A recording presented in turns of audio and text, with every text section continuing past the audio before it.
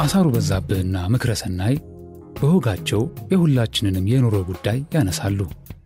በምክረ ሐሳባቸው ሕይወታችንን እየዳሰሱ መንገዳችንን በሰናይ ጎዳና ይገነባሉ። እነሆ አሳሩ በዛብህ ፈተናውን ለማጋራት ደብዳቤውን ለወዳጁ ልኳል።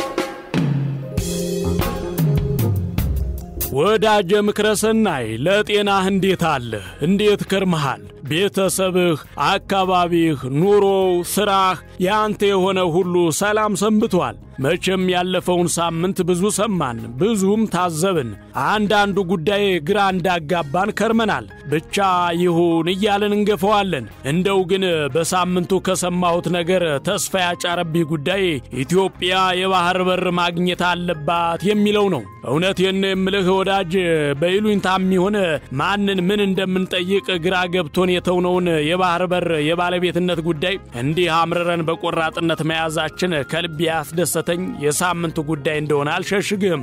ሌላው እንኳ እንዲሁ ልፊያና ግፊያ የሆነ የኑሮ ማቻቻል ነገር ብቻ ሆኖ ቢከርም ያለው። በተረፈ አንዱን እየጣልን ሌላውን እያንጠለጠልን እየተዝረከረክን የመጓዛችን ነገር እንደምታየው ዋጋ እያስከፈልን ነው። መጠየቅም በራሱ ግራ እያጋባን ሞትን በዝምታ ማለፍ ይሁንታ የሆነ መምጣቱ ለድርጅቱ ፈጻሚዎች የልብ እየሰጠ ያለ አሳሳቢ ጉዳይ ነው እያስባለኝ ነው። ወዳጄ እንደው ጊዜው ከፍቷል። እንደ አንድ ሀገር ዜጋ እንደ ወንድማማች መተዛዘን ቀርቶ የሰው ሞት አሰቃቂነት ላይ የጋራ መግባባት አተናል ስልህ በሰዎች ሞት የሚዘባበቱና እንደ መቀጣጫ የሚያዩ ሰዎች እየበዙ መምጣታቸውን ስመለከት የምንሰማው የምናየው ሁሉ ከየትና እንዴት መጣብን የሚያስብል ጊዜ ላይ መድረሳችንን እንዳምን እያደረገኝ ነው። የሚያደፈርሱ ነገሮች በዙ። ደህና ነገር መስማት ማርም ሆኖናል። ድንገት ደህና ነገር ከሰማን ቀጣይ ያንን የሚበርዝ ጭንቅ ለመስማት እንቅልፋቱ የሚያድር አይጠፋም። ነገሩን ሰምተን ሳናጣጥመው የሚመጣብን አሰቃቂ ዜና ለማንና እንዴት አቤት እንደምንል አላውቅም። የሰው ሞት ከሞት የማይቆጠርበት በሞት የማንደነግጥበት ጊዜ ላይ ሳንደርስ አልቀረንም ወዳጄ። አሁንማ የሞት ወሬ ነገር የሚያስደነግጠን ለጊዜው ሆኗል ስለ እንደው ወዳጅ ይሄ ነገር ውስጤን ሰቅዞ ስለያዘኝና በጣም ስላስጨነቀኝ ይሄው ዛሬም ያንተን መልካም ምክር ፈልጌ እንድመጣ አድርጎኛል። ይሄው ከሰሞኑ ዓላማው እንኳን ሳይገለጽ የሰማነው የወገኖቻችን ሞት ነገር ክፉኛ ቢያስደነግጠኝና እንደው ለማን አቤት ብንል ይሻለናል የሚለው ጥያቄ ምላሽ አልመጣልህ ቢለኝ ነው ያንተን መልካም ምክር ፈልጌ መምጣቴ። አሁንማ የሚያሳስበኝ ይሄ ሞት መርዶ መቼ ይቋጭ የሚለው ሳይሆን የኔ ተራ መቼ ነው የሚለው ሆኗል። እንደው ግን ይሄ ነገር እንዴት ይሆነ ከልባችን ተፍቆ የሰው ልጅ ሰው በመሆኑ ብቻ መኖር እንደሚገባው የምናስበው? መቼ ይሆነ ሀገሩና ህዝቡ ልብ ገዝቶ መገዳደል ኃጢአትም ወንጀልም መሆኑን አውቆ የሚለወጠው? እንደው መቼ ይሆን ሰው መግደል ወንጀል ሆኖ ተጠያቂነት ሰፍኖ አጥፊዎች ለዚህ ጥፋት የሚዘጋጁትንም የሚያስተምር ቅጣት የሚቀጡት? መቼ ነው ሰው ስለመሆን የምናስበው እያልኩ እየተብሰለሰልኩ ነው የከረምኩት።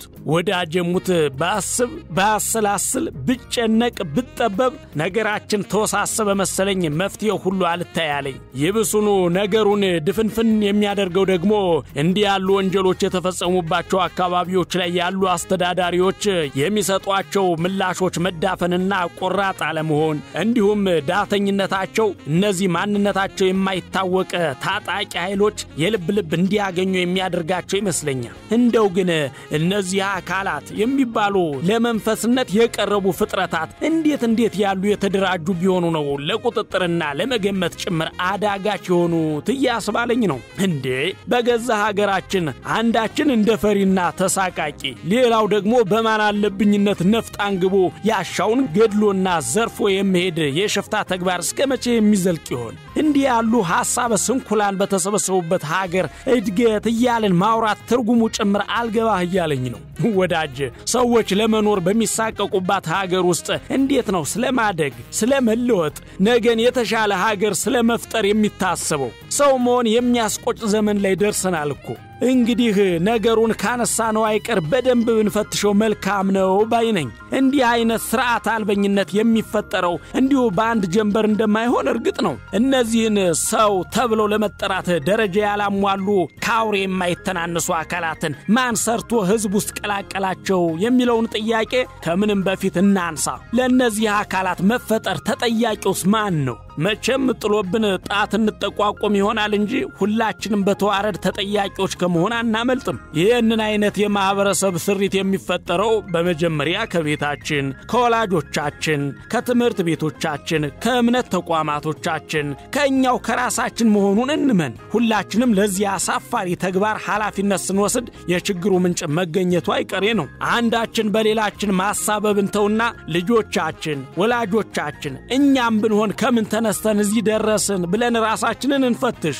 አስተዳደጋችን የሰው ልጅ ምን ያስፈልገዋል የሚለውን ሳይሆን እንደሆነ ሆኖ ይደግ የሚልና የነውጥ ሐሳብ ውስጥ በተመራ ቤተሰብ ውስጥ አድገንና ልጆቻችንንም በዛው መንገድ አሳድገን እንዴት ከኛ የተሻለ እንዲሆኑ እንጠብቃለን እያልኩ አስባለሁ። እናትና አባት የማይከባበሩበት ቤት ውስጥ የወለድናቸው ልጆች እንዴት እንዲሆኑ እንጠብቃለን? ትምህርት ቤቶቻችን ጎጠኝነትን እየሰበኩ የእምነት ተቋማቶቻችን ስነ ምግባርንና መንፈሳዊ ልዕልናን ሳይሆን ዓለማዊ ሐሳብን እየሰበኩና ጥላቻን እየዘሩ እንዴት ብሎ የሰከነ ትውልድ ይምጣ?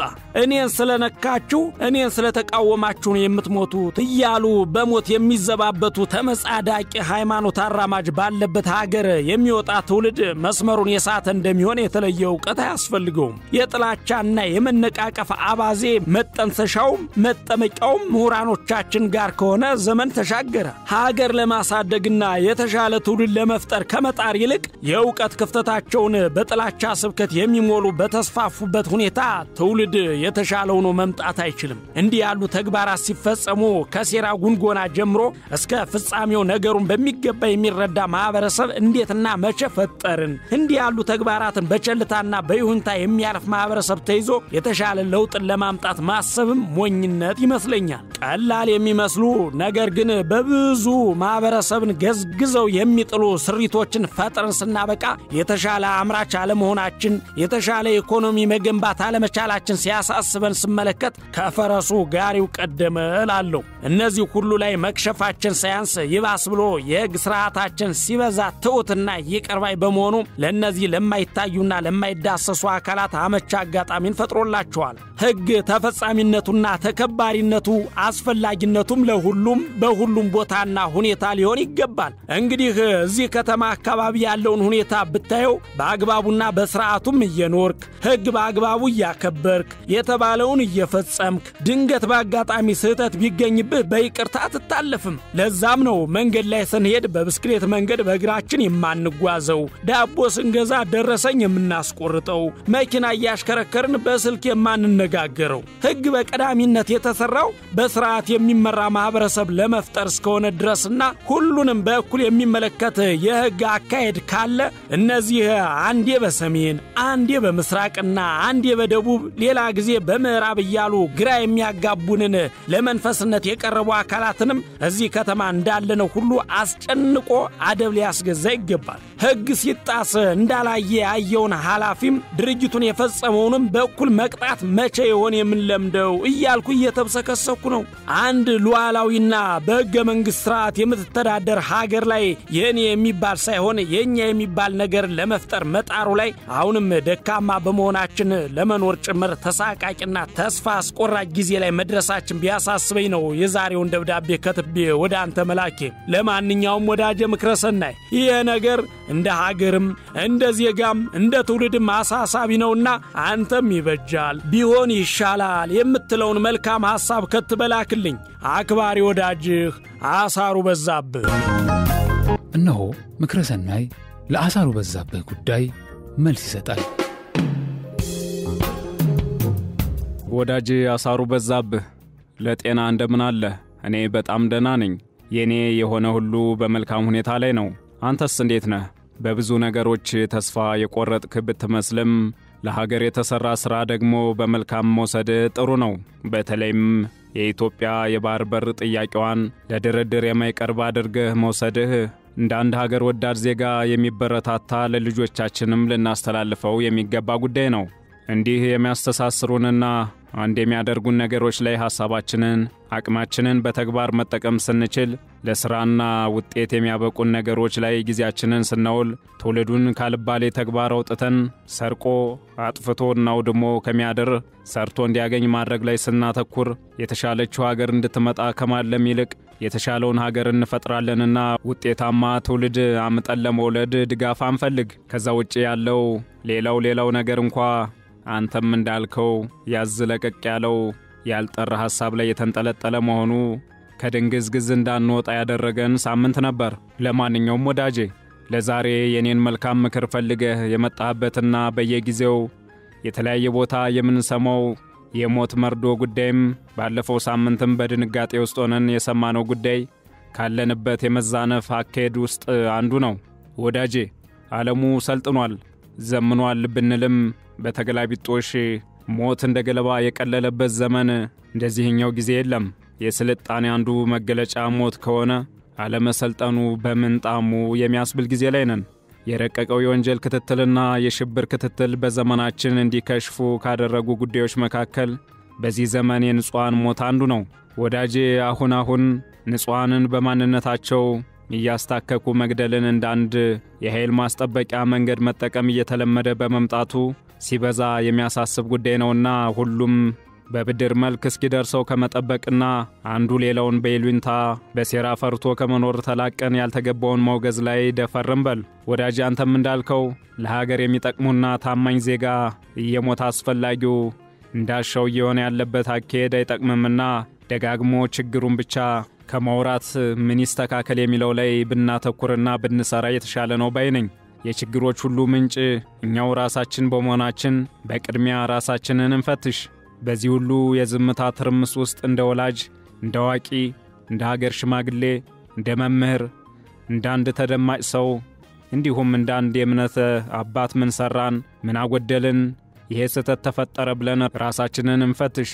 ያኔ መፍትሄው ይገኛል። አለበለዚያ እንዲሁ በከንቱ ትውልድ ወቃሽ ትውልድ ጠል መሆናችን መፍትሄ የለውም። ሀገር የአንድ አካል ባለቤት ባለመሆኗ ሁላችንም ድርሻችንንና ቦታችንን አውቀን የሚገባንን እንወጣ። የሚና መደበላለቅ በፈጠረው አካሄድ ምክንያት መሆን የሚገባው ቀርቶ መሆን የማይገባው እየሆነ ተጨንቀናል። ነፍጥ ማንገብ በማይገባቸው ቦታ ታጣቂዎች የእምነት ቦታዎችን ሲያጠቁ በዝምታ መመልከት የማይገባው አካል ከኛ እኩል የሚሰማበት ሁኔታ እስካልተስተካከለ ነገሮች መስመራቸውን አይዙም። ሕግ አስከባሪና በሕግና በሥርዓት ውስጥ ያሉ ዜጎች በአንድ ተግባብተው ቦታቸውንና ሚናቸውን ለይተው መታየት አለባቸው። ሕግ ሐሳባዊ አይደለም፣ የሚታይና የሚጨበጥ መሆን ያስፈልገዋል። በዛው ልክ እንዲህ አይነት ተግባራት የሚፈጸምባቸው ቦታዎች ላይ ያሉ ኃላፊዎችም ድርጊቱን ከሚፈጽሙት እኩል ተጠያቂ እስካልተደረጉ ድረስ እኔና ስልጣኔ ላይ እስካልመጣ ድረስ ምን አገባኝ ከሚለው አካሄድ ይላቀቁምና ለበላይም የበላይ የሆነው አካል ነገሩን ወደ ትክክለኛው መስመር ማስገባት ይጠበቅበታል። ሌላው አጠቃላይ ስሪታችን ከሁሉም አቅጣጫ ማስተካከል ላይ ማተኮር ነው። ወላጅ የወላጅነት ሚናውን ልጆችን በስርዓትና በወግ ከማሳደግ ጀምሮ ፍቅር መስጠት በሚገባው ጊዜ ፍቅር በመስጠት ያልተገባ ነገር በሚፈጸምበት ወቅትም በአግባቡ በመቅጣት ማሳደግ ግዴታው እንደሆነ ሊያውቅ ይገባል። መምህሩ ዋናና መደበኛ ስራው ትውልድን በመልካም ቀርጾ ማውጣት እንደመሆኑ እንደ ሙያ ጠንካራ ትውልድ ማብቃት ላይ ጊዜውን ሊፈጅ ይገባል። ከጊዜ ወደ ጊዜ በየቦታው እንደ አረም የሚያቆጠቁጡ ታጣቂዎች የመብዛታቸው ሚስጥር ብዙም የረቀቀ ምክንያት ኖሯቸው ሳይሆን በወላጆቻቸው በአካባቢያቸው ማህበረሰብ የስነ ልቦና ጫና በመምራንና በእምነት አባቶች ብሎም በሀገር ሽማግሌዎች ቸልታ ነው የምንለው ለዚህ ነው። ከዚያም ሲያልፍ አንተም እንዳልከው የሕግ ሥርዓታችንና አፈጻጸሙ የተናቀው አጠቃላይ ሂደቱ ብዙ ነገሮች ላይ መስመር በመሳቱ ነው። ነፃነትን ሳያውቁ ነፃ ለማውጣት መታገል እያስከፈለን ያለው ዋጋ በሕይወታችን እየተተመነ መከፈሉ ያሳዝናል። የእስከዛሬው ጥፋታችን አስተምሮን ራሳችንን የምናውቅበት ጊዜ ሊሆን የሚገባው አሁን ነው ባይ ነኝ። መቼም ተወቃሹ ከሌ ብቻ ነው የምንልበት ሀገር ላይ እንዳልሆንን እናውቃለን። ለዚህ ጥፋት ደግሞ ሁሉም እንደየተዋረዱ ለሀገር ክብር ማጣት፣ ለሕዝብ ጉስቁልና ተጠያቂ መሆንን ሲያምንና ለማስተካከል ሲታትር የጠፋው ይታደሳል፣ የተጎዳውም ይካሳል። ልጆቻችን ሳይቀር የቂምና የበቀል ጎተራ አድርገን ያተረፍነው እንደሌለ ከኛ በላይ ማስተማሪያ አይገኝም። ከሞት በላይ የሚያስተምረን ምን እንደምንፈልግ ባይገለጽልኝም አቅማችን በፈቀደ ልክ ግን ልናስብ የሚገባን አሁን በያዝነው አካሄድ ነገ የተሻለ ማድረግ እንደማይቻል ነው። የነጻነት ታጋይ በሚል የዳቦ ስም ሕዝብ ከሰብአዊ መብቱ ባስገዳጅ ከተነጠቀ በገዛ እምነቱና ማንነቱ ተሳቃቂ ከሆነ ከገዛ ሀብቱና ሕይወቱ ተሳዳጅ ከሆነ አካሄዱ ስተት እንደሆነ ግልጽ ነውና የሆነ ቦታ በቃ ሊባል ይገባል። ለማንኛውም ወዳጄ በእምነትና ማንነት ላይ አነጣጥረን የምናነሳው በትር የኛ ለምንለው ወገንም ሆነ ለሀገር አይጠቅመንም። እንደውም ነገሩ ሀገር ጠል እንጂ ሀገር ወዳድ ያደርገንም። ለጥፋት የምናነሳው ሁሉ ጥቃት ነገም በእጅ አዙር እኛው ላይ ተመልሶ እንደሚመጣ መገንዘብ ካልቻልን በእርግጥም የማሰብ ችሎታችንን ልንፈትሽ ይገባል። ለማንኛውም ወዳጅ አሳሩ ነገሩ የጋራ ጉዳያችን በመሆኑ ብዙ ብልህ በወደድኩ። ነገር ግን የዛሬውን በዚሁ ላብቃ። ሳምንት በሌላ ጉዳይ እስክንገናኝ ቸር ቆየኝ። አክባሪ ወዳጅ ምክረ ሰናይ።